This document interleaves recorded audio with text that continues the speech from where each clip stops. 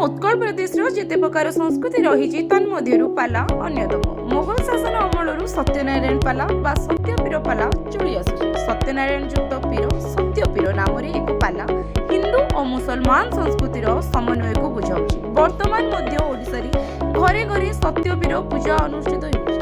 एहा विभिन्न कहानी को आधार करी गतिशील होइଥାଏ। केतेकक मतरे पाला दंडनाचर परवर्ती संस्करण। एही अवसर में धामनगर ब्लॉक चूड़ाकुटी पंचायत अंतर्गत विद्याधरपुर सत्यनारायण पाला कमिटी तरफ प्रतिवर्ष भली एवर्ष मध्य बादीपाला अनुष्ठित हो जाइछि। ओडिशार सुप्रसिद्ध पाला गायिका उर्मिला साहू और प्रभाती स्वाईंक मध्य अनुष्ठित होइतिला। एही पाला 3 दिन धरि अनुष्ठित होइतिला। एही पाला देखिबाकू हजार हजार संख्यार दर्शकों भिड़ देखिबाकू मिलिଥିଲା।